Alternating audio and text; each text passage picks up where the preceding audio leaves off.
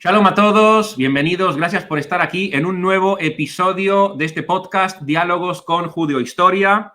Y para esta ocasión, un invitado súper especial, que ya lo están viendo y que prácticamente no necesita presentación, pero por si hay algún despistado que por error no lo conoce, aquí con ustedes Andy Faur. Andy Faur es muchas cosas, ahora le vamos a preguntar. Educador, sociólogo, guía en Jerusalén y en Polonia, doctor en educación, experto en historia, experto en pensamiento judío, pero algo que a veces llama la atención también, rabino laico. Y ahora vamos a preguntarle específicamente por esto último, ¿qué es ser rabino laico? ¿Qué es el judaísmo laico? Pero lo primero, Andy, shalom, ¿cómo estás? Hola Ariel, shalom, qué gusto estar en tu canal, qué gusto verte de nuevo después de tanto tiempo Un placer. y Sí, sí. un gusto que compartamos este espacio contigo. El placer es 100% mío. Bueno, a mí me quedó claro que cuando comencé con esta sección quería hablar de este tema y no hay nadie mejor que tú, no hay, para poder tocar este asunto del judaísmo laico, porque además tú no solamente eres un exponente del judaísmo laico humanista, sino que además eres rabino laico. Bueno, todo lo que dije de ti está bien. ¿Hay algo que me faltó? No, para nada, perfecto. No vamos a pasar todo el currículum acá, Ari, porque se nos va toda la hora, pero Claro. está bien, suficiente. Suficiente, Suficiente. ok. Entonces, para lo que nos toca, Andy, tú eres rabino laico, ¿cierto? Vamos a empezar por la pregunta obvia. Hay mucha gente aquí que se está rasgando las vestiduras, se está estirando los pelos de la cabeza. ¿Qué es eso? Es como una contradicción, ¿no? Rabino laico. ¿Qué significa rabino laico? Es como azúcar salada. Es Claro, como, es como frío con calor. ¿Qué es eso? ¿Cómo se totalmente. explica? Sí, pero no. Y hoy en día, ¿sabes cómo le dicen a esto? Es un oximorón, Andy, me dicen. Así, ¿no? Hoy es un oximorón, hoy se usa esa palabra, ese término. Y como digo, sí y no. Sí, en el sentido de, Ari, del conocimiento o el significado tradicional que le dimos a la palabra rabino. ¿Sí? Generalmente rabino se identificó básicamente el concepto con la religión judía. Y esto, digamos, estamos hablando de judeohistoria y esto es importante quizás, lo hablaste en varios de ellos, yo sé que los hablaste en varios de tus videos, pero entender que si bien durante toda la Edad Media judía, que fue muy larga, ¿sí? Que llevó prácticamente hasta el siglo XIX, el judaísmo fue considerado una religión, el judaísmo no es una religión, sino una civilización o cultura. Digo, hay que tener en cuenta eso, que va mucho más allá del ritual y la liturgia, tiene muchos otros componentes sociológicos, históricos, culturales, folclóricos. Sí, podemos hablar acá horas y horas, ¿no, Ari? De todo aquello que va más allá del ritual y la liturgia. Entonces, para ser un poquito más inclusivos, digamos, un poquito más abrir un poco el espectro, entonces definimos cómo correctamente debería ser, desde mi punto de vista, por supuesto, podemos debatirlo, Ari, que el judaísmo es una cultura, es la cultura del pueblo judío que se desarrolló durante, vamos a poner un estimado de 3.000 años, ¿sí? Desde sus comienzos con la Torá o los comienzos del pueblo judío hasta hoy en día. Entonces, es una cultura, es una civilización, algunos sociólogos la llaman. Entonces, volviendo al tema, rabino, que es un concepto relativamente nuevo, ¿sí? Cuando digo relativamente nuevo, me refiero a que en la Biblia no había rabinos, en la época bíblica no había rabinos, y no había el concepto rabino, ¿sí? El concepto rabino, rabínico, empieza a desarrollarse durante la época de la Mishnah, el Talmud, allá por la Alta Edad Media, el siglo II, hasta el siglo V, VI. Ahí encontramos por primera vez el concepto de Rab, que es un concepto, como bien sabes, en arameo, que significa básicamente maestro, melamed, el que enseña, ¿sí? Que en ese momento enseñaba Torá, enseñaba las mitzvot, los preceptos, enseñaba costumbres, ¿sí? Enseñaba a los judíos de la diáspora sobre todo, y esto es importante porque es un concepto diaspórico, ¿sí? Enseñaba cómo vivir su judaísmo en aquella época, que básicamente cuando se desarrolla es cuando se desarrollan también primero el cristianismo y después el islam, que sí son religiones Entonces, para estar paralelas o para estar, como digamos, como a la misma altura, también definimos generalmente el judaísmo como una religión, ¿sí? Al lado del Islam, en donde se desarrolló el judaísmo oriental, o al lado del cristianismo, que es donde se desarrolló el judaísmo occidental. Entonces, y ahí viene el rabino como figura central en el sentido de la guía espiritual de los judíos en ese momento, la guía religiosa, guía espiritual, porque es cuando realmente se va desarrollando lo que conocemos hoy como religión judía. Entonces, a nivel cultural, nosotros lo tomamos al rab o rabino o como querramos llamarlo, como una figura educativa, como un guía espiritual, ¿sí? Como un moré, como un maestro, como alguien que enseña, como alguien que guía, como alguien que ayuda a su público a llevar su judaísmo. Entonces, ¿qué hace el movimiento laico humanista, Ari? Retoma ese concepto, ya por los años 70, estamos hablando, 1970, hace 50 años más o menos se desarrolla toda esta tendencia. Allá por los años 70, el movimiento laico humanista retoma, resignifica, ¿sí? Que eso es parte, si querés, lo vamos a hablar después, resignifica el concepto de rabino, le quita el componente religioso, entre comillas, y a sus líderes, a sus guías, a sus maestros, los comienza a llamar también rabinos, al igual que las corrientes religiosas liberales, que los reformistas y conservadores. Ellos también a sus líderes los llaman rabinos. Y para terminar esta parte, entonces, ¿qué significa ser rabino laico? Significa ser el guía, el líder espiritual del público no religioso, o sea, de gran parte del público judío que no es religioso, laico no religioso, ¿está bien? Esa va a ser nuestra definición básica. Nos preparan para ser guías o líderes de aquel público judío que se identifica con la cultura, con el pueblo, con la etnia judía, pero menos con la religión. Podríamos decir que es una especie de, el judaísmo laico humanista es una especie de judaísmo sin Dios. Es una definición. No obligatoriamente. No obligatoriamente. No, o sea, puede haber gente dentro del judaísmo laico humanista que sí crea en Dios, pero no quiera ser parte de una corriente religiosa. Absolutamente, absolutamente. Porque generalmente mucha gente, Ari, es bueno que aclaras el punto, confunde el concepto laico con ateo. Genial. Son dos cosas distintas. ¿Estamos? Ok. Vamos a aclarar un poquito. Laico, vamos a definirlo. Es muy difícil definir el judaísmo laico, ¿sí? Porque es un concepto que no viene del judaísmo. En hebreo se dice giloní, de hol, ¿sí? Que va en contra de kodesh, ¿sí? O sea, de sagrado y profano. Y profano, exacto, pero no es un judaísmo profano, es un judaísmo no religioso. Entonces, ¿qué pasa? Vamos a tomar este concepto de no religioso. Entonces, una persona no religiosa, una persona laica, no es obligatoriamente atea, ¿está bien? No es obligatoriamente no creyente en Dios. Simplemente, vamos a decir así, el concepto de Dios o la creencia en Dios es distinta. ¿Por qué? Por ejemplo, para que tengamos una idea, te va a sorprender a ti también, pero tengo colegas panteístas. ¿Está bien? Tengo colegas panteístas, creen en el Dios de Spinoza o en el de Einstein o en el que creamos. ¿Está bien?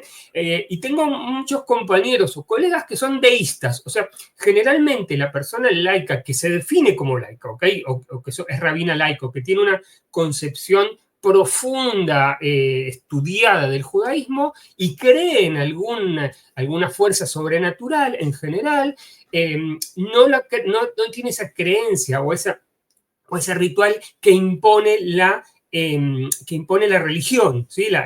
El formato clásico tradicional de la religión, sino que tiene concepciones distintas de Dios, ¿sí? Que pueden ser, en términos sociológicos, deístas, ¿está bien? Que pueden ser panteístas, que pueden ser agnósticas incluso, ¿no? O sea, distinto tipo de ideologías o de creencias que van más allá del ser humano, digamos así, pero que son mucho más racionales, son mucho más pensadas, son mucho más intelectualizadas y menos caen, ¿no? en la creencia tradicional que trae la teología judía en este caso. Y una pregunta que para algunos va a ser muy obvia, pero a estas alturas para mí ya quizás no. dentro del judaísmo laico humanista, la creencia en el Dios de Israel, tal y como aparece en la Torá, ¿también existe?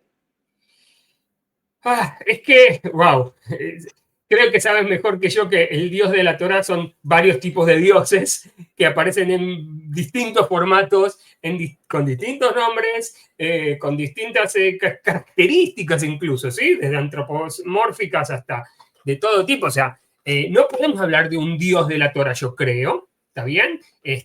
Hablamos de dioses incluso en la Torá. Pero ¿qué pasa? Está muy buena la pregunta. ¿Por qué? Porque lo que hizo la religión judía, si nos referimos al Dios de la Torá, ¿sí? Al Dios de Abraham, vamos a decir, al Dios de Moshe, al Dios de, no sé, al Dios de los profetas, era un Dios directo, era un Dios no intermediario, ¿ok? O sea, los personajes de la Biblia hablaban directamente con Dios, o se comunicaban directamente con Dios. Entonces, si lo tomamos de ese punto de vista, el Dios de la Torá es un Dios deísta, no teísta. Lo que hizo la religión es transformar ese deísmo, ¿está bien? ¿Para qué? Para poder controlar ese contacto o esa comunicación con Dios, y creó todo un formato teísta ¿sí? o monoteísta, como lo llamamos nosotros, en donde hay una intermediación entre el ser humano y Dios, ¿sí? Este formato, no importa si es judío, musulmán o cristiano, impone ¿sí? o trae un formato determinado de cómo debemos comunicarnos con Dios, cómo debemos rezarle, cuándo debemos rezarle, qué tenemos que pedirle, qué no podemos pedirle, qué nos va a dar, qué nos va a premiar, qué nos va a castigar. ¿Sí? Es todo un formato de intermediación. Las religiones que conocemos, por supuesto estamos hablando de las religiones conocidas monoteístas, ¿no? Sino que hay muchas. Entonces, crearon todo un formato distinto de esta comunicación o este contacto con Dios, que desde mi punto de vista, si me preguntás en términos sociológicos, absolutamente, Ari está bastante lejos del Dios de Israel, como dijiste vos, de las épocas bíblicas, ¿está bien? O sea, es otra cosa, es otro formato, es otro Dios incluso, es otra forma de comunicarse intermediada, que en general el judío laico, si es creyente en Dios, no la necesita. Entonces, yo es que ya me imagino, vas a ver las preguntas que te hago, porque yo ya me imagino a la audiencia ahora mismo no entendiendo nada, ¿cierto? Okay. Porque, claro, no, yo te explico por qué. En este canal, la minoría de los que entran son judíos, hay judíos, pero la inmensa mayoría son cristianos, ya sean católicos o del mundo protestante, principalmente evangélico. Que yo, desde que abrí el canal hasta ahora, he estado explicando en muchos vídeos que el judaísmo no es una religión, pero cuesta mucho de entender. Te digo, nos cuesta a los judíos entenderlo, mucho más les va a costar a los que no son judíos. Y entonces, la pregunta que yo te quiero hacer es, Andy, ¿cómo se lee la Torá dentro del judaísmo laico? O sea, ¿cuál es el papel que tiene la Torá? ¿Sigue teniendo valor la Torá? 100%. 100%, Ari. O sea, vamos a decir así, la Torá es la fuente básica de la cultura judía. ¿Está bien? Esa es nuestra visión. ¿Sí? O sea, ahí comienza todo. ¿Está bien?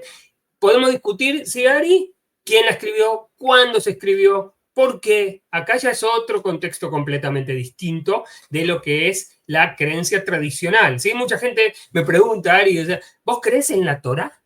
Digo, es una pregunta incorrecta. No se pregunta si vos crees. ¿Qué significa creer en la Torá? No, si vos crees quién la escribió. Eso es otra cosa. ¿Ok? Creemos en la Torá, por supuesto. Es la fuente básica, ¿sí?, de la cultura judía. Ahora, ¿qué pasa? Cuando nosotros estudiamos mucha Torá, ¿está bien? O sea, nos profundizamos o nos dedicamos más al estudio de la Torá y el Tanaj, de la Biblia judía, que a los textos posteriores, ¿sí? Que a la Mishnah y el Talmud. ¿Por qué? Porque ahí es la base, es la fuente. Ahora, ¿qué pasa? La visión nuestra de los textos sagrados, vamos a llamarlos así, después podemos decir que es sagrado, que no es sagrado, es distinta, es una visión más crítica académica, y nosotros estudiamos Torah o Tanaj en la universidad, ¿está bien? Con académicos, con intelectuales, con historiadores, que nos enseñan el texto y el contexto, ¿sí? O sea, desde nuestro punto de vista laico-humanista, la Torá es un texto humano, escrito por seres humanos en distintas épocas. Sabemos perfectamente cuándo fueron, sí, toda la tesis documentaria, que seguramente habrás hablado mucho de esto en tus videos, que nos dicen cuándo se escriben los textos, por qué.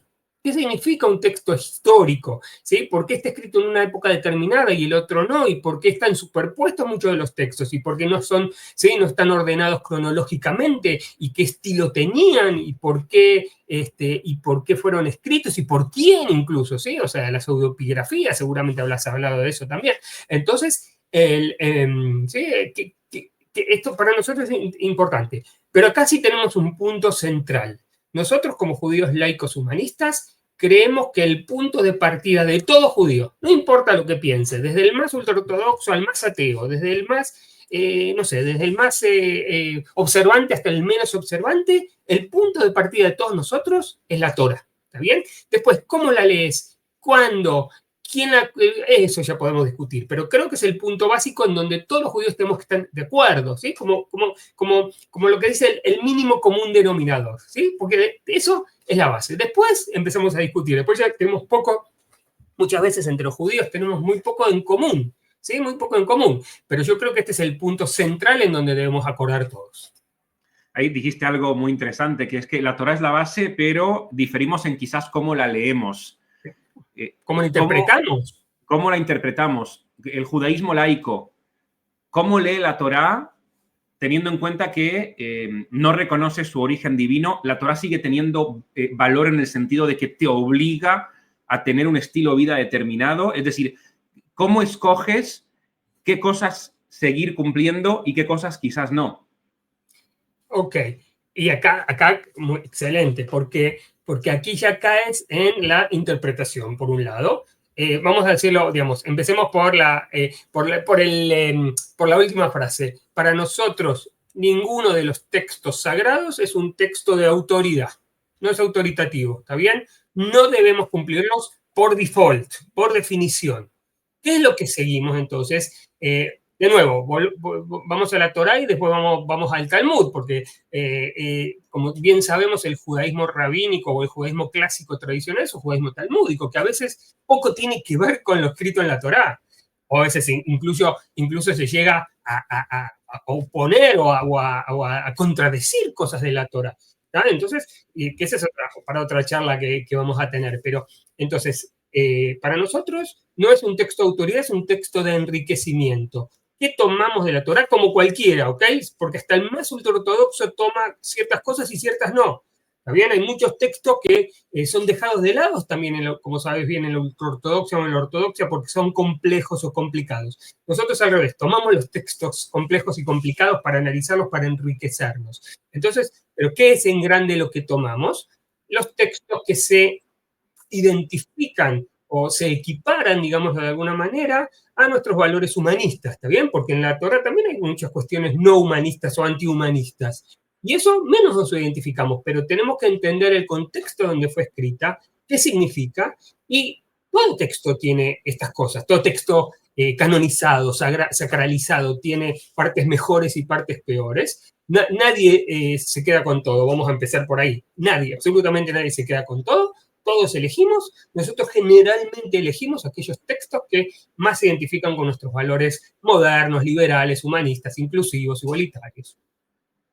Puedes poner quizás, no, excelente, excelente, quizás poner un ejemplo de algo que el judaísmo laico humanista sigue adoptando hoy en día y algo que haya desechado por considerarlo antihumanista o arcaico.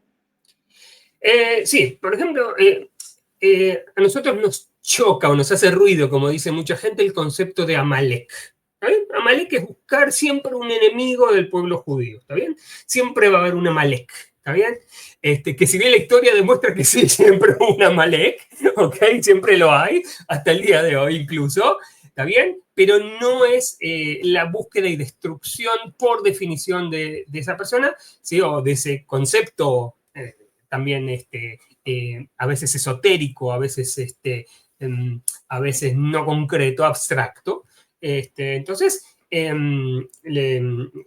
nosotros agarramos y desechamos ese tipo de cosas, o las venganzas, o las matanzas, ¿está bien? O sea, nuestros textos están llenos de esas cosas no humanistas o antihumanistas. Y esas, no es que tendemos a dejarlas de lado, Ari, porque el texto es completo, o sea, muchos me dicen, ¿y por qué no escriben otra Biblia? No vamos a escribir otra Biblia, ni otro Talmud, ni nada. No, esos son los textos clásicos, tradicionales, que nos heredaron nuestros antepasados. Y son buenísimos, ¿está bien? Simplemente que nosotros podemos discriminar entre cosas mejores y cosas peores, entre cosas malas y cosas buenas. ¿Sí? Eso creo que nos hacen los textos, porque si sería todo bueno, todo malo, realmente lo descartarás y no tiene sentido. Lo que hacen nuestros sabios es darnos a pensar, es ponernos en ese exacto dilema, ¿está bien? De lo bueno y lo malo. Y el Talmud está lleno de estos ejemplos, por ejemplo, ¿sí? O sea, en donde a veces no hay respuestas, hay teiko, ¿no? Como se dice, hay empate,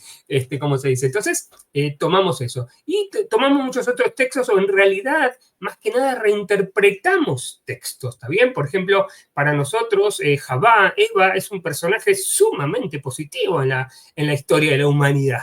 ¿Está bien? O sea, si querés lo puedo detallar un poquito, pero ¿entendés? O la clase de padre que era Abraham, ¿sí? Que fue una catástrofe de padre ese hombre, ¿está bien? Pero es nuestro patriarca, ¿sí? Y seguimos llamándolo nuestro patriarca, a pesar de que como modelo de padre, te juro que no sé si lo tomarías, ¿sí? Hablando en términos modernos, obviamente estamos hablando. No entiendo por qué. ¿Tú nunca agarraste a tu hijo para sacrificarlo encima de un monte?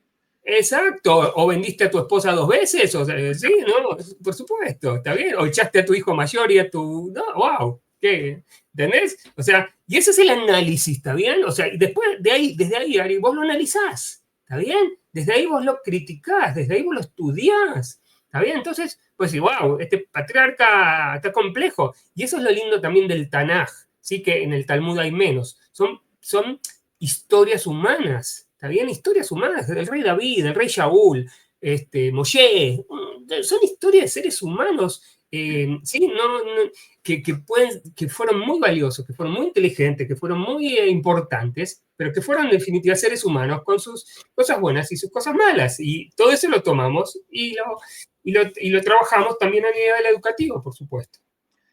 Tú sabes que hay gente a la que todavía le va a seguir chocando esto. Yo hace unos meses, quizás semanas, por Pesaj, hice un vídeo de como 2 horas en donde hablaba sobre si el Éxodo era o no un acontecimiento histórico.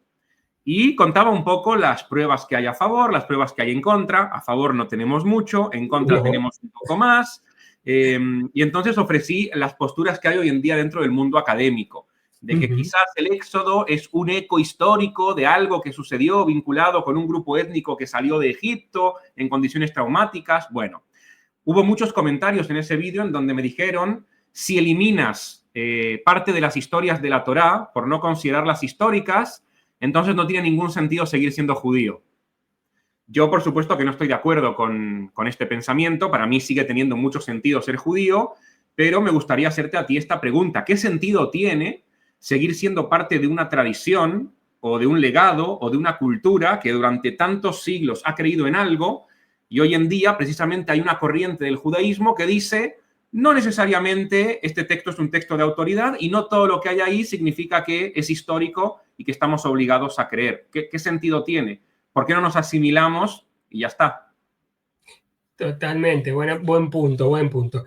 Yo tengo varias respuestas. Primero, que no hay solo una corriente que ve en nuestros textos sagrados también una parte mítica, y no está nada mal decir mítico, ¿está bien? No le quita nada. Yo, desde mi punto de vista, por lo menos, no le quita nada. Toda civilización y cultura, Ari, como sabemos, tiene una parte mítica, mitológica. Todas, ninguna es absolutamente, ¿sí?, histórica, ninguna cultura antigua, estamos hablando, por supuesto, ¿no? Ninguna cultura antigua es absolutamente histórica. Toda cultura tiene parte de historias, tiene parte de mitos, tiene parte de cuentos, tiene cosas que trae de otras culturas. Sabemos que muchos de las narraciones que están en la Biblia o vienen de Babilonia o vienen de Egipto, ¿también? Vienen de distintos lugares. Entonces, ¿qué pasa? Y acá creo que tiene que ser la grandeza del pensamiento y no quedarse en lo básico, Ari, porque si vos decís, si no es todo histórico, si no es un texto divino, si no es un texto dado por Dios, entonces nada tiene sentido, te ponen un dilema muy grande, porque en la primera de cambio, como se dice, en la primera, en el primer dilema, ¿sí? O discusión que tengas y que no sea verdad, entonces se te cae toda la estantería entera, se cae toda la construcción entera. Entonces, entender que toda cultura, civilización, también la nuestra, también la judía, tiene mitos y tiene también partes de narraciones que, de nuevo, como dijiste vos, son míticas, que no sabemos si son, no es que son mentiras, que no sabemos si fueron reales o no sabemos si fueron transformadas o no sabemos si fueron narraciones de otros pueblos que las adaptamos, ¿sí? O sí, desde Gilgamesh hasta, no sé, hasta Akenatón, no sé, decenas. Y acá creo que está la grandeza del análisis crítico histórico. ¿Por qué? Porque hay que entender que el judaísmo, o sea, digamos, hablaste en este caso del éxodo de Egipto, de Moshe. ¿Está bien? Sí, si Moshe o el éxodo de Egipto fueron cuestiones históricas que, como bien dijiste, no tenemos pruebas de eso, prácticamente ninguna prueba. Incluso, como dijiste vos, las pruebas que hay todavía son más complejas, pero hay que entender que nuestros sabios, y por eso se llaman sabios, nos hacen como una especie de narrativa o de cuento, que en realidad, sí, como cualquier otro cuento de la época moderna, no es imprescindible que sea verdadero, es imprescindible o importante el mensaje que te transmiten. Eso es lo importante. Si es verdad o no, es mucho menos relevante, de mi punto de vista por lo menos. Es mucho menos relevante. Si Moshe existió o no, a mí me es menos relevante. A mí me es relevante, Ari, como judío laico humanista, entender que mi pueblo, ¿está bien? Hace 3.300 años se levanta o está en contra de la esclavitud. ¡Wow! Cuando todos los pueblos estaban bajo esclavitud. Viene un pueblo rebelde, viene un pueblo, sí, después lo demuestra de muchas maneras este pueblo, viene un pueblo que se levanta contra esta tiranía, viene un pueblo que sale, que se escapa, ¿está bien? De esta situación de esclavitud, que en realidad después se ve que no es así, pero no importa, que hay un mensaje importante. Y yo digo, de esto hay que rescatar el mensaje y no la veracidad histórica. ¿Está bien? Si alguien quiere estudiar historia, que no estudie del Tanaj, porque el Tanaj, como yo siempre digo, no es un libro de historia. No es un libro de historia. Si quieren estudiar historia, tomen un libro de historia judía que les va a ir mucho mejor. El objetivo del Tanaj, de la Biblia, de la Torá, no es enseñarnos historia nada más, sino enseñarnos mensajes, enseñarnos otro tipo de cosas, incluso ideología, teología, ¿sí? Otras cosas importantes, y menos historia en el sentido moderno que la conocemos, por supuesto. Que bueno, que esto no es, en teoría no debería ser ninguna novedad, porque incluso dentro de algunas corrientes del judaísmo ortodoxo también lo creen. Rashi, uno de los comentaristas de la Edad Media, también lo dice. La Torá no es un libro de historia. Si tú quieres conocer la historia, la Torá no te va a explicar cuál es la historia. Ahí Rashi lo explica. Vamos, Andy, si te parece, vamos a poner algún que otro ejemplo para que la gente lo entienda, porque tú antes dijiste, nosotros nos basamos en estudios académicos, nos basamos en el estudio crítico de la historia, en el estudio crítico de la Biblia. Entonces, todo suena como muy intelectual, ¿cierto? Todo suena como muy universitario, como muy académico. ¿Cómo eso se baja un poco a tierra, ¿cierto? Cómo el judío de a pie, que no es académico o que no tiene una biblioteca con todos los pensadores judíos de la historia, ¿cómo hace para poner en práctica este tipo de judaísmo? Si quieres, pongamos algún ejemplo. En Shabbat, por ejemplo. En Shabbat, la gente sabe que los judíos tenemos prohibido trabajar, tenemos prohibido prender fuego, hay un montón de cosas que no podemos hacer, las famosas melajot. El judaísmo humanista, por supuesto, que no pone en práctica estas prohibiciones. Entonces, ¿cómo se manifiesta un Shabbat dentro del judaísmo laico humanista? Excelente. Como decís muy bien, sí, la verdad que y muchas veces recibimos esta crítica nosotros de que es una visión muy intelectual o muy académica. Sí, es verdad porque para que tengas una idea nada más, Ari, para recibirnos a los estudios, ¿sí? A los estudios de rabinato, necesitamos tener un segundo título universitario en un área de judaísmo, ¿está bien? O sea, venimos ya de entrada de ese área, ¿no? Del área intelectual, del área, ¿sí? Y la idea, es, como decís, es cómo bajar esto. Entonces, ¿qué significa bajar esto? Lo que hacemos nosotros generalmente es estudiamos, resignificamos, ¿sí? Los contenidos, los valores, los mensajes de nuestra cultura y los convertimos en práctica, como decimos, ¿sí? Hay muchas comunidades, varias, no muchas, vamos a decir, la verdad, varias comunidades humanistas aquí en Israel, muchas más en Estados Unidos, ¿está bien? Que tienen una práctica un poco distinta a la nuestra que tenemos acá en Israel, ¿está bien? Y lo que hacemos es menos tomar la esencia, el contenido de las cosas y menos el ritual. ¿Por qué? Y acá te voy a traer un gran pensador, ¿sí? Que se llamaba Chaim Nachman Bialik, que él decía, ¿está bien? Si el ritual no tiene una esencia por detrás, es un ritual vacío y no tiene sentido. Así lo decía en grandes palabras, ¿está bien? Entonces, ¿qué pasa? El ritual o lo que hagamos tiene que tener un trasfondo de algo, de una esencia, un contenido, un algo, ¿sí? Que transmita eso. O sea, como yo digo siempre, decir, prendes velas de Shabbat, y hablando de Shabbat, ¿no? Y no sabes por qué las prendes, ¿está bien? Simplemente por ser una cuestión automática o porque es lindo o porque... Entonces pierde el sentido ese ritual, ¿sí? El ritual tiene que venir acompañado de una esencia. Entonces nosotros le ponemos mucho más énfasis a la esencia, Ari. Entonces, ¿qué pasa? Shabbat, por ejemplo, que nosotros hacemos una cena familiar o con amigos, ¿sí? O sea, mantenemos ese formato tradicional de reunir a la familia, que es una de las esencias, ¿está bien? Uno de los valores de Shabbat, ¿sí? Nos juntamos o en mi familia o con otra familia o con amigos, no importa, a celebrar ese Shabbat. El ritual es menos, ¿sí? Si querés saber, yo, por ejemplo, hago jalá todos los viernes, ¿está bien? La jalá es mi parte, ¿sí? El pan de Shabbat es mi parte de la tradición. Pero yo sé de dónde viene esa tradición, por qué hacemos la jalá, esa es la idea, ¿está bien? Y después comemos jalá, eso es rico. Entonces, ¿qué pasa? Tomamos la esencia. Entonces, menos relevantes son las prohibiciones porque nuestro judaísmo es positivo, Ari, no negativo. No se basa en las prohibiciones, ¿está bien? Sino se basa en las permisiones. Entonces, ¿qué te dice el Shabbat para nosotros? ¿Está bien? Para nosotros, yo por lo menos, yo tomo 3 grandes valores del Shabbat, que son la igualdad, la libertad y el medio ambiente. Para mí, el Shabbat es un lugar de libertad, ¿está bien? ¿Por qué? Porque en ese día, ¿sí? En esas 25 horas que tenemos en la semana, mi cultura judía me enseñó a que nos tenemos que liberar, ¿sí? De las cadenas de la rutina. Así hablaba también Eric Fromm en un momento. Sí, ¿ves? Se va todo lo intelectual, te das cuenta que es así automático. Entonces, Eric Fromm decía que ese es el momento de libertad. ¿Por qué? Porque nos liberamos, ¿sí? De la rutina diaria, del trabajo, del estudio, ¿sí? De las tareas, de los quehaceres de toda la semana, y tenemos un día de elevación espiritual.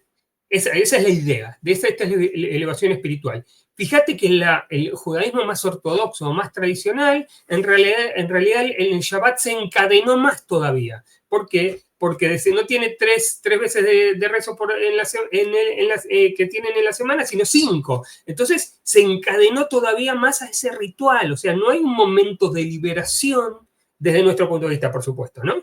Como lo tenemos nosotros. Entonces es un momento de libertad que te permite hacer otras cosas, elevarte espiritualmente. Esa elevación espiritual, Ari, puede ser ir al cine, puede ser salir a la naturaleza, puede ser estar en familia, puede ser pasear, puede ser ir al teatro, ¿está bien? Cosas que te enriquezcan intelectualmente. Entonces, para nosotros de Shabbat viene la parte tradicional, que es la cena, estar en familia, eso, y después hacer alguna que otra tarea, ¿sí? O alguna otra actividad que te enriquezca, ¿sí? Directamente, que te enriquezca intelectualmente y que sea, por eso te decía, que es una cosa de libertad, de igualdad, ¿sí? Como te decía, porque somos todos iguales en ese Shabbat, ¿está bien? No importa de dónde vengas o quién sea o quién te invite. Y otro lado es un día que yo lo tomo, o muchos de nosotros lo tomamos como un día ecológico. ¿Por qué? Porque es el día que menos destruimos la naturaleza, Ari. Al no trabajar, al no crear, ¿no? Esa es la enseñanza, es no crear. ¿Pero por qué no crear? No para no hacer nada, sino para dar descanso también a la naturaleza. Esa es la idea, ¿está bien? Que es un día que no destruimos la naturaleza, porque todos los santos días destruimos, ¿está bien? No solo árboles, sino el medio ambiente, el aire, ¿sí? Hay menos autos, que está bueno, hay menos actividad industrial, hay menos trabajo, hay libertad. Entonces lo podemos dedicar, digo, a enriquecernos como seres humanos. Esa es la idea. Aparte, ahora que estabas diciendo lo de la naturaleza, del medio ambiente, se conecta también con la tradición judía que dice que en cada Shabbat nosotros conmemoramos la creación del mundo y que cada Shabbat representa una nueva creación del mundo en nuestra vida cotidiana.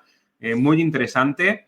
Es decir, en Shabbat la idea es hacer cosas que no hagas el resto de la semana para marcar también una diferencia, ¿cierto? Con respecto al resto de los días de la semana.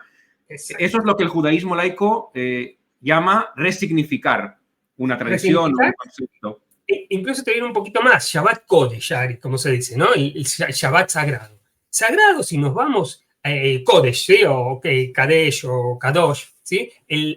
Como sabemos, la raíz de la palabra, que en realidad es algo especial o separado significa. Después se le dio el contexto de sagrado, ¿está bien? Que es otro tema en sí mismo, ¿no? Que era separado o especial o distinto. Ese es el concepto básico. Entonces, ¿qué nos dice Shabbat Kodesh? ¿Qué nos dice el día de Shabbat? Que tenemos que hacer algo especial, distinto, separado del resto de la semana. Esa es la concepción, la esencia del Shabbat, y menos las prohibiciones que la mayoría, vamos a decir entre nosotros, Ari, hoy son menos relevantes para celebrar Shabbat, que quizás antes eran importantes, hoy son menos relevantes. ¿Por qué? Porque si podés enriquecer, por decir algo, ¿sí? Si podés enriquecerte viendo una película o un recital en la televisión, en sábado, para mí eso es Shabbat. Eso es una elevación espiritual que te lleva a trascender los días normales, rutinarios de la semana, y dedicarte a otra cosa para enriquecerte, para crecer, para ser mejor persona.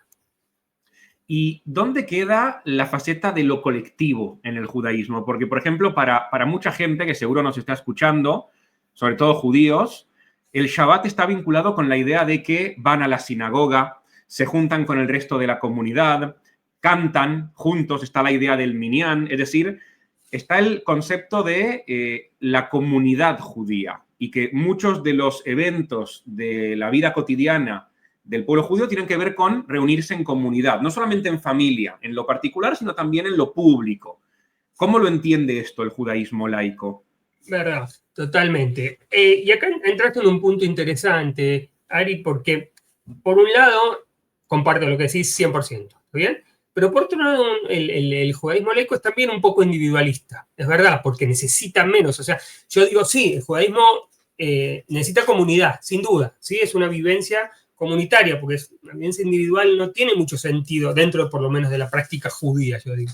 Entonces, sí tenemos comunidades, Ari, sí, tenemos comunidades que hacen Shabbat, ¿está bien?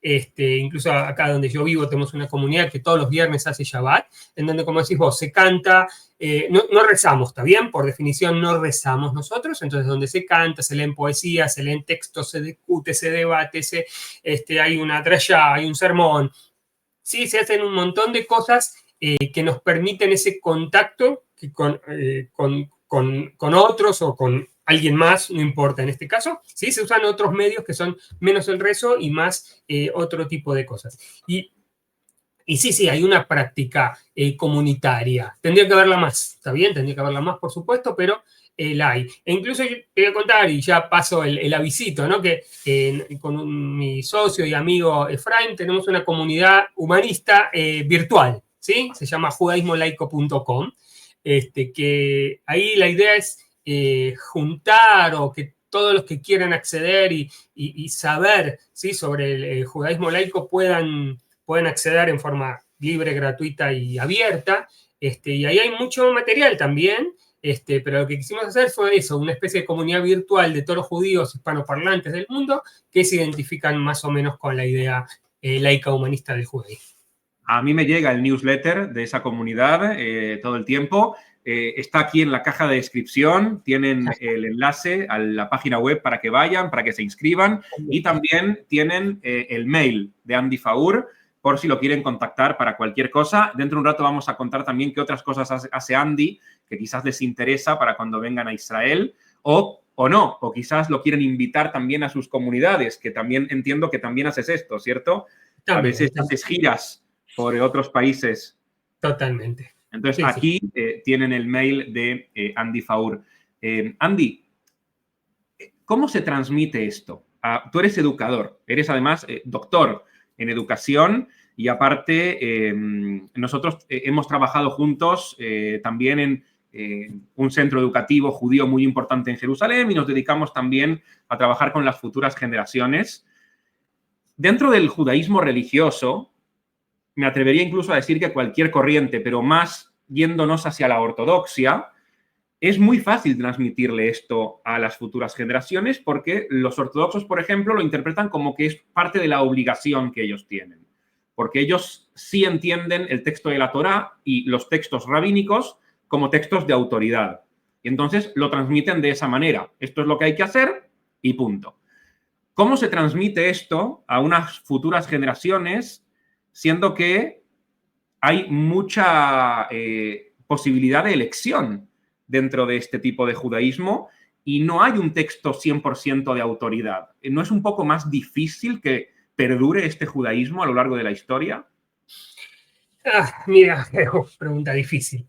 Es difícil. Por supuesto que es mucho más difícil porque en realidad, vamos a decir así, Ari, o sea, nuestro referente, vamos a decir en grande, por lo menos teórico, es un señor que se llamaba Baruch Spinoza, ¿está bien? Que estamos hablando del siglo XVII, y es como nuestro referente histórico, así como nuestro primer judío laico, que jamás le digas que si te lo encontrás, no le digas si eres judío laico porque te va a sacar de una patada, pero es como nuestro referente básico a nivel ideológico, a nivel judaico, a nivel histórico. Es como el referente, estamos hablando de hace mucho tiempo, ¿está bien?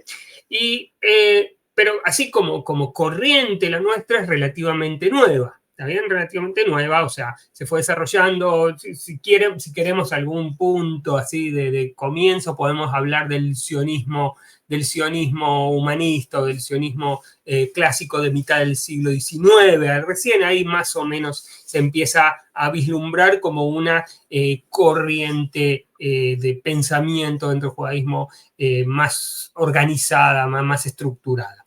Entonces, Hadam, ¿cierto? ¿Cómo? Hadam, exactamente, todos ellos, exactamente. Si querés también, Hadam es un clásico referente del judaísmo humanista, exactamente. Pero ya estamos hablando de fines del siglo XIX, principio del siglo XX, exactamente. Entonces, tenemos desde ahí en adelante, ¿sí? En distintos formatos, en distintas vueltas. Es difícil transmitirlas, ¿verdad? ¿Por qué? Porque nosotros lo que hacemos o que queremos hacer es educar o queremos formar apicorsim. ¿Cómo decís apicorsim? Uy, es difícil traducir esa palabra. ¿Sí? Es difícil. Sí. Entonces, ¿Herejes? Una especie de herejes de gente crítica, ¿está bien? Pero herejes de gente que sabe. Sabe, exacto. No de ignorantes. Exacto. Sí. Como decían los primeros que hicimos, ¿no? Los primeros sionistas que quisimos crear una generación de apicorsi. Y nos salió una generación de burim, de ignorantes. Exacto. No quise seguir con la segunda palabra. Muy bien. La segunda parte. Exacto. Entonces queremos crear, educar gente crítica, o sea, que te critique a vos mismo, ¿está bien? Esa es la idea. Que sea crítico de lo que vos le enseñás. Entonces entras en un dilema, ¿sí? Entras en una paradoja muchas veces, porque es difícil, querés que salga gente crítica, preparada, con sabiduría, ¿está bien? Y muchas veces eso se te vuelve en contra. Es mucho más fácil, desde mi punto de vista, educar hacia lo dogmático, ¿no? O ¿cómo se dice? Educar a lo dogmático es una adoctrinar, ¿sí? Es más fácil adoctrinar, es más fácil, por supuesto, que tener un pensamiento abierto y crítico, y por eso también es complejo. Lo que decía, sobre todo cuando van cambiando las generaciones, Ari, que cada vez es más difícil llegar a ellos. Pero digo, el judaísmo laico ya, igual que los judaísmos liberales, ¿está bien? Ya existen hace más de 200 años. Van a seguir existiendo no sé cuánto, porque es difícil ser profeta en ese sentido. Pero es digamos, es el peligro que encierra, es el germen del peligro que encierra este pensamiento por definición. Por definición. Pero bueno, es esa dicotomía que tenemos que vivir con ella e intentar superarla a través de la educación, de la transmisión, de hacer que el judaísmo sea relevante para los jóvenes, Ari, esa es la idea, ¿está bien? Porque si no es relevante, no importa lo que les transmitas o lo que quieras enseñar, se van a ir de todas maneras, o sea, no importa si son de los más ortodoxos a los más laicos. Entonces, digo, yo creo que eso es lo que intentamos hacer todo el tiempo, educar hacia cosas relevantes para el joven judío de hoy en día, y nuestra visión dentro de las visiones judías es de las más liberales, las más inclusivas, las más abiertas. Yo creo que son de las más relevantes hoy en día para estos jóvenes, pero cómo después que ellos hagan una comunidad, ¿no? Eso es lo difícil, o cómo se identifiquen con algo, o cómo hagan una práctica, eso ya es difícil y estamos todo el tiempo intentando y tratando de lograrlo. Te voy a hacer una pregunta difícil y polémica. Hablaste recién de que la versión del judaísmo humanista, laica, es de las más inclusivas. Sí. Andy, ¿quién es judío? Ok. Mira, difícil. ¿Acaso? Es una pregunta que, no, para que la gente entienda, ¿no? Hay gente que no entiende por qué estoy haciendo esta pregunta. Quizás hay muchas respuestas posibles. En la Edad Media quizás no. En la Edad Media quizás había una respuesta posible. Exacto. Pero en el momento en el que vivimos en el mundo moderno, la modernidad, como yo siempre digo, puso la identidad judía patas arriba. Y entonces, hoy en día, claro, hay muchas respuestas posibles. Yo te pregunto a ti, en tu faceta, en tu rol de rabino laico, como representante del judaísmo laico humanista. ¿Quién es judío? Porque si le pregunto a un ortodoxo, sé lo que me va a decir. Es muy claro. Lo nuestro también es relativamente claro, pero mucho más abierta. Nosotros tenemos dos formas básicas de definir lo que es el judío. Primero, la histórica. ¿Qué significa la historia? La histórica. Y acá, por ahí alguien se va a sorprender, cuando yo generalmente le pregunto a mis alumnos, a nuestros alumnos, ¿no? Que eran, ¿sí? ¿Quién es judío? Siempre sale la clásica respuesta tradicional, alágica, que dice que tiene mamá judía o se convirtió. Ah, muy bien, le digo, ¿siempre fue así? Por supuesto, siempre fue así. El judaísmo es eterno, nunca cambió. Claro, ¿no? Entonces digo, vamos a estudiar un poquito el Tanaj, la Biblia, la Torá. Vamos a ver ahí. ¿Y qué vemos en la Torá? ¿Qué vemos en el Tanaj? Que no era la definición. La definición era otra, como de cualquier cultura de hace 3.000 años o 2.000 años, era una cultura patriarcal. ¿Y qué decía esa cultura patriarcal? Lo que dice la Torá, dice exactamente eso. ¿Quién es judío? El que tiene un padre judío. Muy fácil, muy sencillo. En muchos de los casos conocemos quién es el papá y no quién es la mamá. ¿Está bien? No, la mamá no aparece o no sabemos quién es muchas veces, ¿sí? Y en algunos casos, y no le cuentes a nadie, Ari, la mamá ni siquiera es judía. ¿Sí? O sea, y trajiste el ejemplo de, no hay que irse muy lejos, trajiste el ejemplo de el primer profeta, de Moshe. ¿Está bien? Que su esposa no era judía, pero sus hijos sí. Ah, ok. Y acá hay una pequeña dicotomía. ¿Está bien? Entonces, por un lado, para nosotros, judío o judía es hijo de madre o padre judío. Tomamos las dos alternativas, también la alternativa bíblica y también la alternativa alágica, talmúdica. ¿Sí? Las dos, ¿sí? O sea, sí, son las dos formas, ¿sí? Acá no discriminamos, por eso decía inclusivo, no discriminamos al hombre acá. ¿Está bien? Porque el hombre, en la visión más alágica, más tradicional, está discriminado como portador o como identificador de judaísmo a sus hijos. Eso por un lado. Y por otro lado tenemos la identificación más, la identidad más amplia que nos trajo el Estado de Israel, Ari, con la ley del retorno.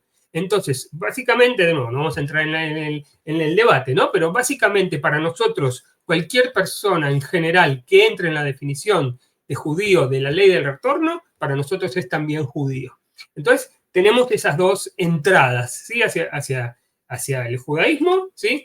que es uno la bíblica, la halágica, y también la ley de retorno, que es ya más amplia e inclusiva. Pero por supuesto, Ari, esto está supeditado a que la persona se identifique como judía y quiera ser judía, porque si no, no tiene ningún sentido lo que estoy diciendo. O sea, lo primero y principal, que la persona quiera ser judía, eso es lo principal. Y luego que sea parte de alguno de los marcos de pertenencia o bíblico o talmúdico o actualmente de la ley del retorno. Para explicar un poco así rápido, la ley del retorno es una ley aprobada por el Estado de Israel que reconoce para poder venir a vivir a Israel a un judío hasta 3 generaciones. Es decir, o tú o tus padres, alguno de los dos, o padre o madre, o uno de tus 4 abuelos y sus cónyuges también. Exacto. Es decir, si una persona se casa con un judío o se casa con un descendiente de judíos hasta 3 generaciones, puede venir a vivir a Israel y recibe la ciudadanía. Entonces, me surge una pregunta. Espera, incluirle ahí que la ley de retorno reconoce como judía a cualquier persona que se convirtió por cualquiera de las corrientes reconocidas dentro del judaísmo, que también, sí, que no es poco, ¿está bien? Porque la mayoría de las conversiones hoy en día de las personas en el exterior no pasan por la visión ortodoxa. Correcto. Ahora, ahí viene otra pregunta. ¿Ustedes hacen conversiones? No. Nosotros no creemos en el concepto conversión, Ari, porque convertirte significa que el pasaje, digamos, de una religión a otra. ¿Está bien? O sea, ¿sí? Te conviertes del judaísmo desde el islam, desde el cristianismo, entonces pertenecías a la religión X y te pasas a ser judía. Entonces, desde el punto de vista nuestro, no es válido, o no tiene sentido el concepto de conversión como lo conocemos, por supuesto, el tradicional, ¿sí? Porque no estamos convirtiendo a nadie al judaísmo, ¿está bien? No lo estamos convirtiendo. Lo que sí hacemos es integrar gente al judaísmo. O sea, aquella persona que quiera ser parte, ¿sí? La integramos, ¿sí? Hay un proceso de integración que en distintos lugares del mundo se hace, sobre todo en Estados Unidos, que es un proceso también de estudio, también de participación comunitaria, también de prácticas judías humanistas, pero que no se llama conversión, se llama generalmente integración, ¿sí? Porque esa es la idea básica. Aquella persona que quiere integrarse al pueblo judío, bienvenida será, pero no pasa ese proceso de conversión que para nosotros no tiene validez. ¿Sabes por qué te hago esta pregunta? Porque mucha gente viene, yo cuando explico siempre que el judaísmo no es una religión, mucha gente que entiende un poco lo que es el judaísmo me dice, no, pero Ariel, lo que estás diciendo no tiene sentido, porque si el judaísmo no es una religión, entonces, ¿por qué alguien que no es judío, cuando quiere ser judío, los judíos le exigen pasar por un proceso religioso de conversión para que ustedes lo acepten como judío? Y aquí yo creo que este es un tema no resuelto y que puede ser que ustedes estén empezando a resolver o a intentar resolver de una manera, y tiene un poco de sentido. ¿Por qué tú o yo o cientos de miles de judíos en el mundo podemos ser judíos sin ser religiosos por el mero hecho de haber nacido judíos, pero alguien que no nació judío, si quiere ser judío, el judaísmo le exige entrar por la puerta religiosa? Exacto. ¿Cierto? Hay un problema aquí hoy en día. Hay un problema. O sea, es que la mayor parte, Ari, este es un punto importante que nombras. Nosotros somos, dentro del judaísmo, la única corriente no religiosa. ¿Está bien? La única no religiosa, porque todo el resto de las corrientes, por más liberales que sean, obviamente, ¿sí? Estamos hablando de reconstruccionistas o reformistas o conservadores que hacen procesos de conversión muy amistosos, muy amigables, ¿sí? Realmente muy que quieren aceptar a la gente. Hacen un proceso de conversión. ¿Pero por qué eso? Porque ellos entienden que el judaísmo es una religión.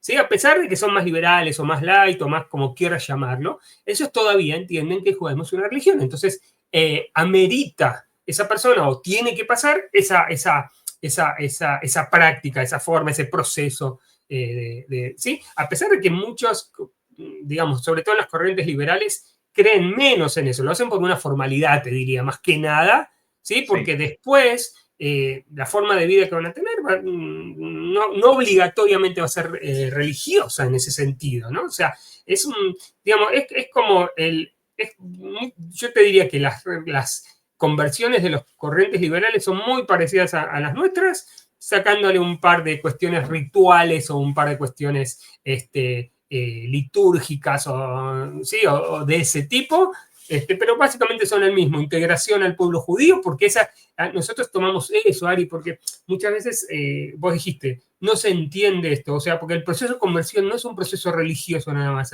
es un proceso sociológico. ¿Por qué? Porque a la vez que te conviertes a la religión judía, te conviertes en parte del pueblo judío íntegra. Sí, incluso te cambias el nombre por un nombre hebreo muchas veces, y haces un montón de cosas que te hacen parte del pueblo judío, no de la religión judía. Entonces, es interesante, ¿por qué? Porque, y lo digo en teoría, ¿está bien? Pasas un proceso de conversión, X, no importa, sos parte del pueblo judío ahora, aunque dejes de practicar o de ser observante de la religión judía. O sea, acá hay una dicotomía interesantísima. También porque el que pasó, sí, y después y esto lo sabes mejor que yo, Ari, pero hasta donde yo sé, la conversión es inapelable, ¿verdad? No se puede levatel, ¿no? No se puede anular hasta donde yo sé una conversión. Ok, ahí esa, después por eso. Generalmente no, pero hay casos extremos. Hay casos extremos, exacto. Pero en teoría no. En teoría, cuando una persona se convierte y entra a la mikve, que es el baño ritual, la mikve simboliza un nuevo nacimiento, así como cuando uno está dentro de la madre, que está en un entorno líquido y nace, uno entra a la mikve, que representa ese entorno líquido, y cuando sale vuelve a nacer. Entonces ya volviste a nacer. En principio, si tú te conviertes al judaísmo por la ultraortodoxia y al día siguiente empiezas a comer cerdo, eres un judío pecando. Exacto. Eres parte del pueblo judío que está pecando. Sí. Exactamente. Entonces, digo que eso es lo interesante. Entonces, acá digo, el proceso de conversión es justamente donde se muestra esta dicotomía tan fuerte, tan grande como decís vos. O sea, porque por un lado es un proceso de integración al pueblo judío, otro lado es un proceso de conversión a la religión judía, ¿está bien? Pero que el que yo digo, a ver si compartís conmigo, que el que se impone o el que pone el tono es el proceso de integración al pueblo judío. Porque ese es lo que va a marcar y lo que te va a dejar por siempre dentro del pueblo judío, más allá de que si vas a comer cerdo o no vas a comer cerdo, o respetar Shabbat o no. Que digo, es un punto interesante que nos presenta, un dilema que nos presenta el judaísmo. Por eso siempre decimos que para convertirse al judaísmo, lo primero que tienes que hacer es ser parte de una comunidad judía. ¿Verdad? Estar conviviendo entre judíos desde el punto de vista social también. O que te vienes a vivir a Israel y entonces ya es un tema más nacional, o que te vas a una comunidad judía que te acepte y te integre, porque si no, ser judío en una isla desierta es muy difícil. No tiene sentido. Y esto es parte del proceso de conversión, incluso la participación activa en una comunidad, totalmente. Sí. Andy, tengo dos preguntas polémicas. Okay. A ver cómo salimos del paso. Porque las otras eran fáciles. No, las otras tranquilísimo, no son temas, son temas de los que siempre, o sea, para que entiendan, Andy y yo, cuando nos juntamos, cuando nos encontramos en diversos lugares, para divertirnos hablamos de estos temas, ¿de acuerdo? Son nuestros temas. Hay gente que se reúne para hablar de fútbol, nosotros hablamos de identidad judía. ¿Qué le vamos a hacer? Cada uno con sus taras.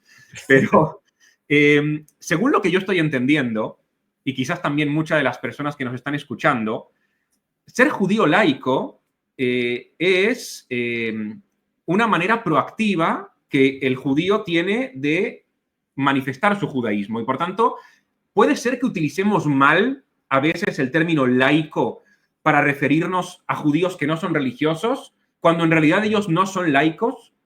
Y el laico tiene que ser consciente de que es laico y tener una vida laica proactiva. ¿Puede ser que pase esto? 100%, 100%, Ari, lo que decís, porque está muy bueno la definición. Porque, ¿qué pasa? Si le preguntamos a la mayor parte de los judíos, tanto en Israel como en la diáspora, Ari, ¿qué clase de judío es o qué clase de judaísmo practica? Te va a decir, yo soy un judío tradicionalista. La mayoría, ¿está bien? Que cuida tradiciones. Justo estaba hablando de la otra vez de con unos alumnos de esto, ¿no? Entonces, Y judío tradicionalista, ¿de dónde viene esa tradición? Generalmente de la familia, ¿está bien? Yo hago lo que hacía mi papá, que hacía su abuelo, que hacía la fe, sin ser religiosos. Pueden cuidar kashrut, pueden cuidar Shabbat un poquito más, pueden tener ciertas tradiciones, pero esa es la idea, seguir estas tradiciones de alguna u otra manera. ¿Qué pasa? El judaísmo laico va más allá de eso. ¿Por qué? Yo te cuento, Ari, yo vengo de una familia tradicional. ¿Está bien? Mi familia lo podemos poner en el marco de lo tradicional. Ahora, ¿qué hice como judío laico? Vi esa tradición, la revisé, la estudié, ¿está bien? Y de esa tradición tomo lo que es relevante y saco lo que no es relevante para mí como judío laico humanista. O sea, yo vengo desde una visión crítica, estudiada, como decís, asumirse, hay que asumirse como judío laico, ¿está bien? Ese es el punto. Cuando vos pasás esa barrera, digamos, ¿no? De asumirte como un judío laico. ¿Por qué yo me asumo como judío laico? Por mi identificación con la cultura judía, por mi identificación positiva con los valores del judaísmo, por mi identificación con las Hagim, por mi identificación con esto, con esto, con esto, con esto. O sea, uno se asume exactamente como, o sea, no es bien así, yo soy, por no ser religioso, como dijiste vos, por no ser religioso soy laico. No, no, no. Ese es lo que llamamos el laicismo negativo. ¿Está bien? Porque generalmente esa gente es esa gente que no le interesa nada o que es indiferente al judaísmo. Esos no son judíos laicos. ¿Tá? Esos son judíos indiferentes o ignorantes, no son judíos laicos. Pero a esos los llamamos laicos también. Claro, por default, exactamente. Sí. Por eso nosotros intentamos ubicar o intentamos crear el concepto de judaísmo laico positivo. Nosotros somos judíos laicos porque sí, porque esto, porque A, B, C y D, y no porque no. No porque no seamos religiosos, no porque odiemos a los religiosos, no porque odiemos la religión judía. No, no, no. No somos anti nada, ¿sí? Somos solamente pro la cultura judía, pro la inclusión, pro esto. Por eso lo que decís vos es muy importante, porque te define quién es ese judío laico. ¿Quiénes somos más? Yo no estoy seguro. Yo creo que los del otro lado son más que nosotros. Yo creo que sí, nosotros. Lamentablemente, pero intentamos esto, ¿no? O sea, ir con esta propuesta de un judaísmo laico positivo. Es esa frase de quisimos crear herejes y nos salió mal. Exactamente. Andy, para aclarar un poco terminología, el judaísmo laico, judaísmo humanista, judaísmo cultural, ¿estamos hablando de lo mismo? Básicamente sí. Vamos a decir así, Ari, como dijimos al principio, el laico es un concepto ajeno al judaísmo. ¿Está bien? Ajeno al judaísmo, como sabemos, viene de la Revolución Francesa, cuando la Revolución Francesa separó Iglesia de Estado. ¿Está bien? De ahí viene básicamente el concepto. Entonces, como judíos lo adoptamos, ¿está bien? Que separamos la iglesia, digamos, la religión de la vida civil o de la vida cotidiana. Entonces, ¿qué pasa? También se llama judaísmo secular, Ari, esa es otra forma de decirlo, ¿sí? En Israel también mucha gente lo llama judaísmo libre, Yahadut Hofshit, ¿sí? Judaísmo libre, sí, judíos libres del cumplimiento de las mitzvot.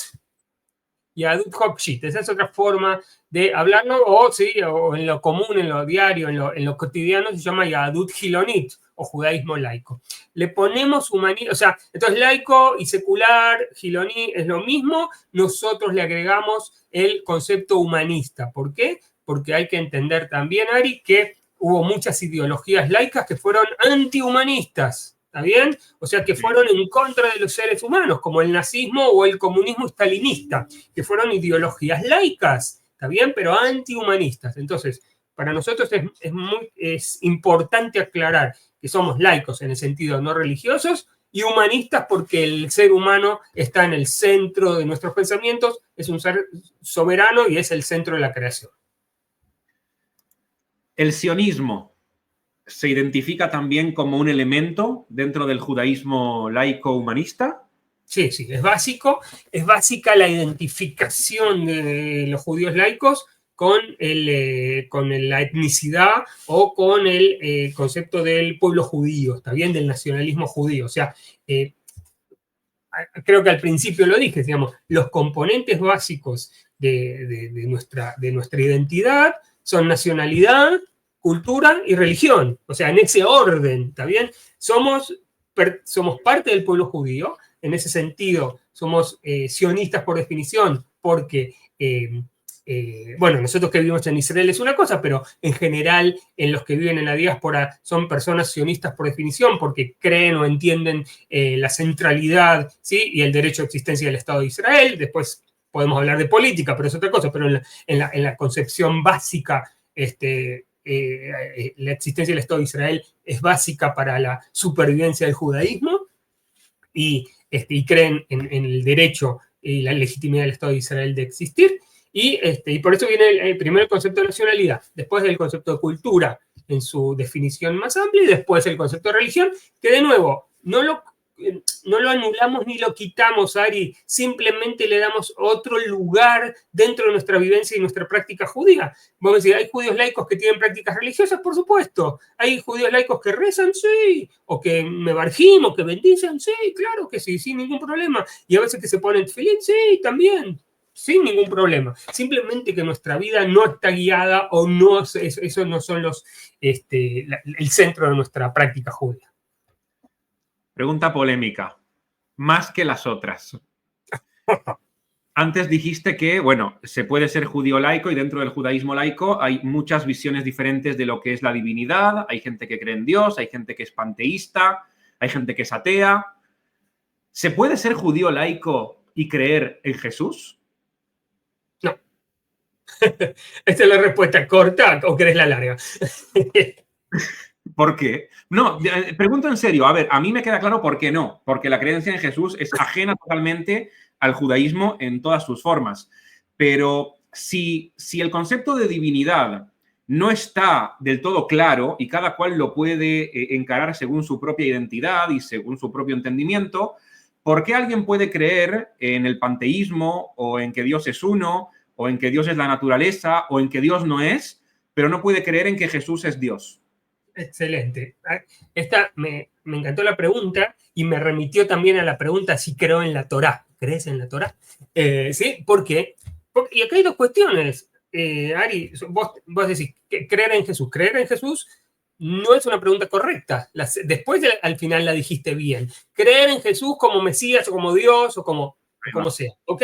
Acá hay dos cosas. Vos tenés el Jesús histórico y Claro, tenés en el Jesús creemos todos. Jesús es un Exacto. personaje histórico, claro. Exacto. Es un personaje histórico. ¿Crees que existió? Yo creo que sí. Como personaje histórico, Yeshua, estoy casi seguro que existió. Por supuesto, hay gente que duda y hay historias, pero como personaje histórico y como judío, obviamente, existió como un judío rebelde, ¿sí? Y ahora, ¿qué pasa?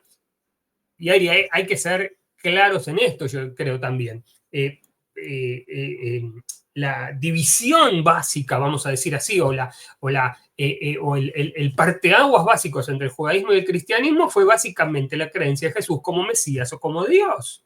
¿Está bien? Y ahí se abre otra religión, ¿sí? Después de los primeros judeocristianos que existieron hace 2000 años. Y ahí es el parteaguas importante, el paradigma, ¿no? De que se abre el judaísmo y el cristianismo. Entonces digo, como judío laico, o como judíos laicos, digo, por definición, de nuevo, si los hay, por ahí hay gente, ¿está bien? Yo no te voy a decir que no. Yo digo, desde mi punto de vista, por supuesto, por definición, yo creo que una persona judía laica no puede creer filosóficamente, ideológicamente, teológicamente, en Jesús como Dios o como Mesías. No entra, no me cierra, ¿sí? No es un pensamiento que puede enganchar o se puede conjugar con nuestra ideología o nuestra concepción del mundo.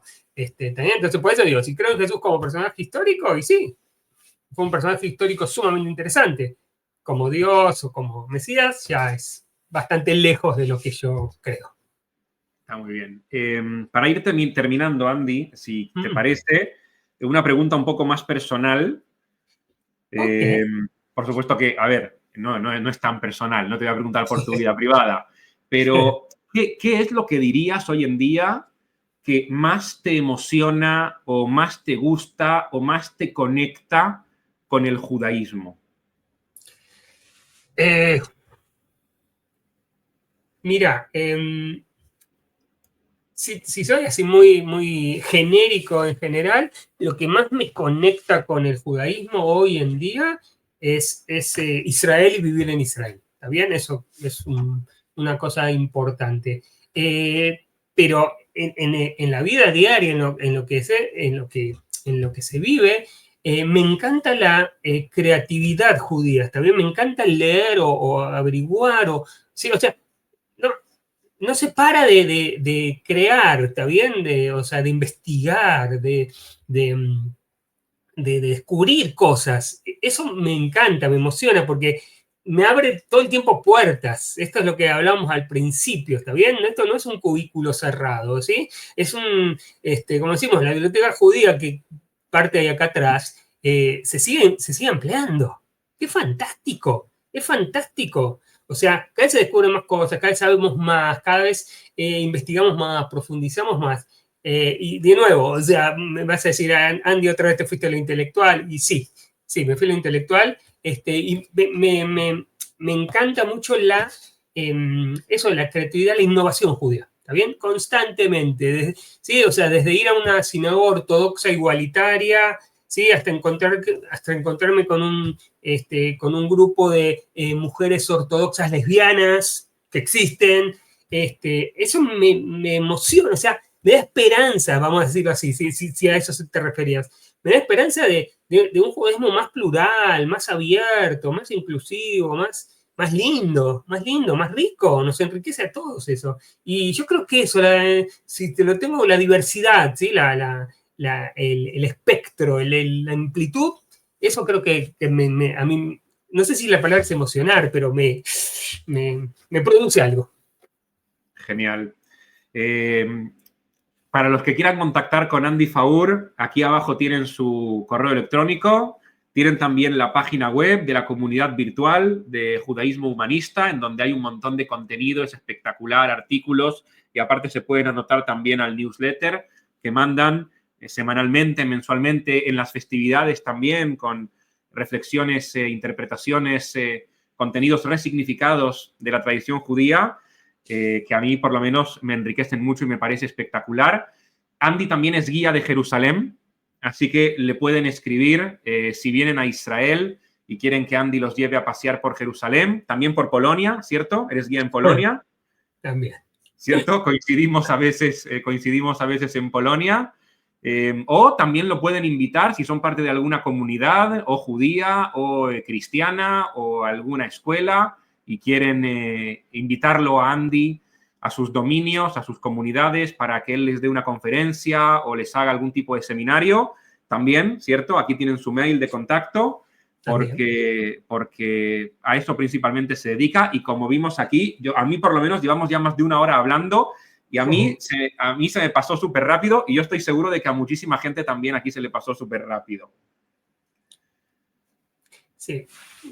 Muchas gracias. No, gracias a ti, Andy. De verdad, un placer que estés aquí en esta sección y que se repita, ¿no? De una forma u otra, en el futuro quizás cercano, podremos seguir haciendo cosas juntos.